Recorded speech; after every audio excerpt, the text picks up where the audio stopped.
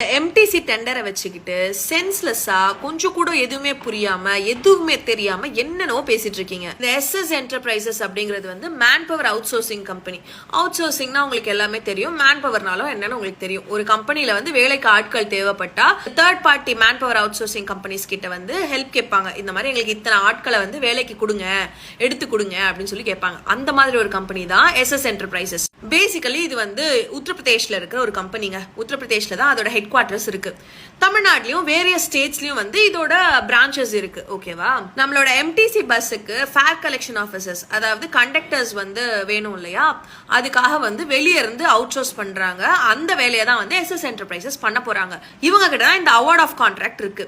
இது வந்து ஒரு உத்தரப்பிரதேஷ் பேஸ்ட் கம்பெனியா இருக்கிறதுனாலயே நம்ம ஆட்கள்லாம் என்ன சொல்றாங்கன்னா, இவங்க வந்து உத்தரப்பிரதேஷ்ல இருந்தோ இல்ல வட மாநிலங்கள்ல இருந்தோ நிறைய நார்த் இந்தியன் பீப்புளை கூட்டிட்டு வந்து நம்மளோட எம்டிசி பஸ்ல வந்து கண்டக்டர் ஆக்கி விட்டுருவாங்களாமா.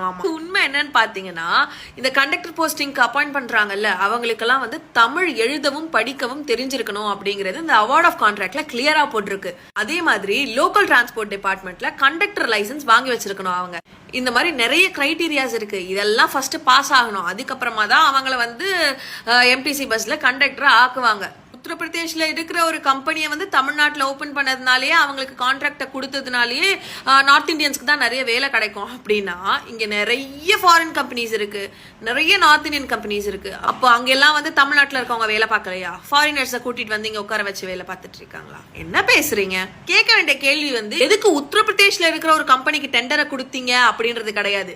எதுக்கு வந்து பிரைவேடைஸ் பண்ணீங்க அப்படின்றது தான் நீங்க கேள்வி கேட்கணும். அப்படி நீங்க கேள்வி கேட்டாலும் அதுக்கு பதிலும் இருக்கு. இந்த டெண்டருக்கான மீடியா பப்ளிகேஷன் நடந்தது 13th January 2026.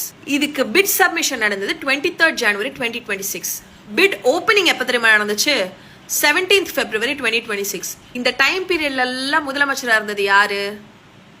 அவரை தான் நீங்க போய் இந்த கேள்வியை கேட்கணும். அவர் ஏன் வந்து பிரைவேட்டுக்கு இந்த டெண்டரை கொடுக்க போனாரு? எதுக்காக வந்து அவங்கள பிட்ஸ் சப்மிட் பண்ண வச்சாரு? எதுக்கு அவங்க பிட்ஸ் ஓபன் பண்ணி அவங்களுக்கு இந்த டெண்டரை கொடுத்தாரு?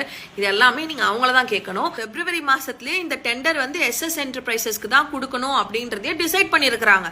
அவார்ட் ஆஃப் கான்ட்ராக்ட் தான் ஆகஸ்ட் மாசம் டிவிகே கவர்மெண்ட் கொடுத்துருக்கு. அப்போ இந்த கேள்வி நீங்க யார்கிட்ட போய் கேட்கணும்? நம்ம ஐயாட்ட போய் கேளுங்க. ஓகேவா? அங்க பதில வாங்கிட்டு வாங்க.